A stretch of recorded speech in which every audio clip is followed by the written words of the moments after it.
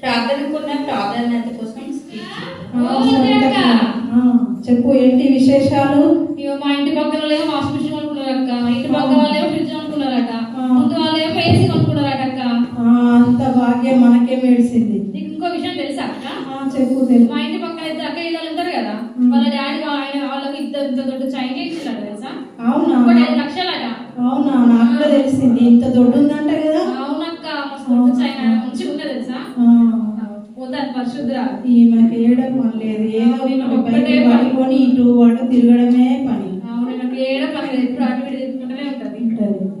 మనకైతే ఎన్నో పనులు. లక్ష్మక్క చెప్పు, ఏంటి విశేషాలు? మా ఇంట్లో ప్రేయర్ పెట్టించుకుంటాను, మీరు ఖచ్చితంగా రావాలక్క.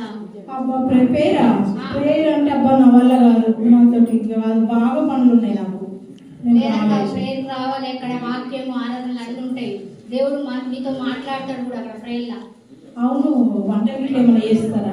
వంటలు చేస్తాను అక్క, చేయిస్తాను. ఏమేం చేస్తాను? చికెన్, మటన్, సాంబారు ఇవన్నీ చేస్తాను. మళ్ళీ చేసేది ఎవరో తెలుసా? మన సడన్గానే చేస్తాను. సడన్ చేస్తాడా? అరే సడన్ చేస్తే మిస్ కావద్దు, ఖచ్చితంగా రావాల్సిందే, కుమ్మాల్సిందే. నేను సరే, నువ్వు బతిలాడుతున్నావు కదా, నేను తప్పకుండా వస్తాను. సరే సరే అక్క. లక్ష్మక్క, మా ఇంట్లో ప్రేయర్ పెట్టించుకుంటాను అక్క, తప్పకుండా రావాలి. ఏంటి మన యేసుక్రీస్తు ప్రభు వారి ప్రార్థన పెట్టించుకుంటున్నావా? రోజు యేసుతో మాట్లాడారు తెలుసా నీకు? రోజు డైరెక్ట్ మాట్లాడుకుంటాం మేము. అవునా? దేవదూతలు అయితే మా ఇంటి చుట్టూ మొత్తం కాపుదాలు ఉంటాయి. అవునా? నేను ప్రార్థన రాకుండా ఏం కదలే అక్క. నీ గురించి నాకు తెలియదా? ఏంటి అక్క ఏమన్నావు? ఏం లేదక్క, నువ్వు ప్రేయర్ కూడా కుటుంబంతో సహా రావాలి. సరితక్క, చెప్పక్క. లక్ష్మి ప్రార్థన చేసింది, వెళ్దామా? నా కూడా వచ్చిందక్క, ఒక తీరుగా బతలాడింది. నాకు అసలు వెళ్ళాలి, చాలా పనులు ఉన్నాయి కానీ బాగా బతలాడిందక్క. ఒకే ఒక తీరుగా బతలాడుతుంది. అక్కడ సదమ చేస్తాను. ఏమేం చేస్తాడక్క? చికెన్, మటన్, సాంబార్, చేపలు అన్నీ చేస్తాడు. అబ్బా 3 రోజులు కూడా అక్కడే చేద్దాం అక్క. మనం 3 రోజులంతా ఒకటేసారి తింటే మనం చచ్చిపోతాం. మనం క్యారెట్స్ కట్టుకోపోదాం, టిఫిన్ బాక్స్ లో ఇంత పట్టుకొని పోదాం. సరే అక్కడ ఇంటి దగ్గర వాటికి మొత్తం తయారుగా.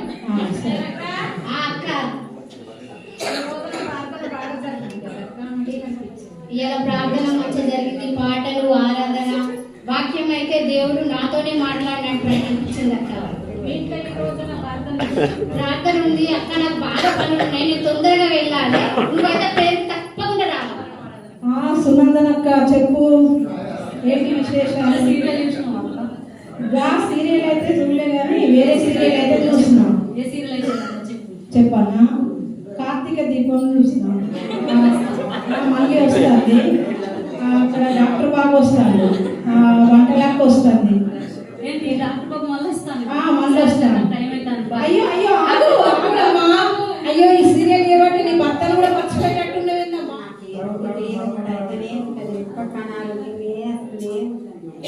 దయమనక్క, మా ఇంట్లో ప్రేయర్ పెట్టించుకుంటాను అక్క, నువ్వు ఖచ్చితంగా ప్రేయర్ రావాలి. అనారోగ్యంతో ఉన్నాం కానీ రాలేనప్పుడు అక్క, బలహీనంగా ఉన్నా మంచిదే కానీ దైవ సేవకులు వస్తాయి, ప్రవచన వరం ఉన్నది, స్వస్థత వరం ఉన్నది. నువ్వు తప్పకుండా స్వస్థత పొందుకుంటావు, నువ్వు ఖచ్చితంగా రావాలి ప్రేయర్. సరే, ఇవన్నీ చూసినా తప్పకుండా రావాలి. లక్ష్మక్క ఇంట్లో పేరు ఉన్నది, రావాలి. చుట్టాలు ఎప్పుడు వస్తారు ఉంటారు అక్క, ప్రార్థన రావాలి. అక్కడ వాక్యం ఉంటుంది, మనం వాక్యం వింటే మనం బలపడతాం. వంట ఎప్పుడు అది చేసుకుంటారు అక్క, నువ్వు రావాలి ఖచ్చితంగా. మనం ఇద్దరం ఫ్రెండ్లం కదా అక్క.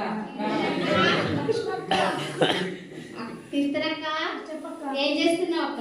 ఏం లేదక్క, ఖాళీగానే ఉన్నాక. ఖాళీగానే ఉన్నావు కానీ ప్రేయర్కి అయితే మా ఇంట్లో ప్రార్థన పెట్టించుకుంటున్నాను. ఫుల్ చలి పెడుతుందక్క, నేను రాలేనక్క ప్రార్థనకి. ఖచ్చితంగా రావాలి, చలి అన్ని పోతాయి, దేవుడు మీతో మాట్లాడతాడు కూడా. చూస్తా ఒకసారి, చలి తక్కువ అయితే వస్తలేదు, తప్పకుండా రావాలి. చూస్తా అక్క. సరే. యెహోవా కన్నులు ప్రతి స్థలం మీద ఉండును, చెడ్డవారి మీద మంచివారి మీద అవి చూస్తుండు. దేవుని యొక్క కన్నులు మంచివారి మీద చెడ్డవారి మీద ఉంటాయి. దేవుడి వాక్యం ద్వారా మనతో మాట్లాడినందుకు దేవుడికి మహిమ కలుగును.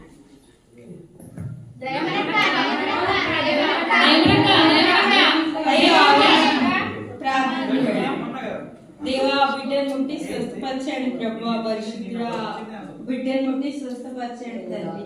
ఆమేన్.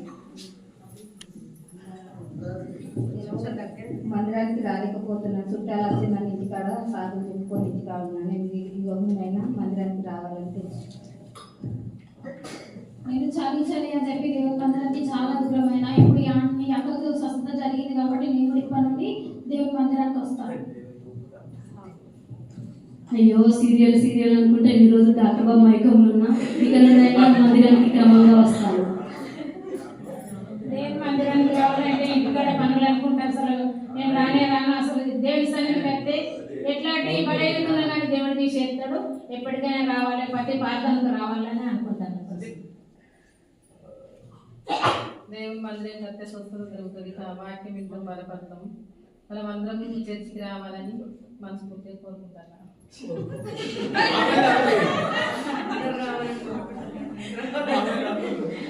నేను ఇక్కడ కడితే బాగా అయితే కాను అనుకున్నా, కానీ దేవుని సన్నిధికి వచ్చినందుకు నేను స్వస్థత పొందుకున్నా. దేవుడు నన్ను బాగా చేసినందుకు. దేవుని దగ్గరికి వచ్చడానికి ఏదో ఒక సాకు చెప్తున్నా. నేను ప్రార్థనకు ఎప్పుడు నేను తప్పిపోను. అమ్మో ఇక్కడ అక్కకు మంచిగా స్వస్థత పొందుకున్నది, నేను కూడా క్రమంగా దేవుని దగ్గరికి వచ్చి మేలు పొందుకుంటా, స్వస్థత పొందుకుంటాను. ఆ ఇంటి విషయాలు ఇంటికాడ ఆ ఇంటికాడ ఎప్పుడు జరిగిన ప్రార్థన రావాలని అసలు నాకు ఇంట్రెస్ట్ లేకుండే. నువ్వు ప్రార్థన రావడం వల్ల మాకే లాభం జరిగింది.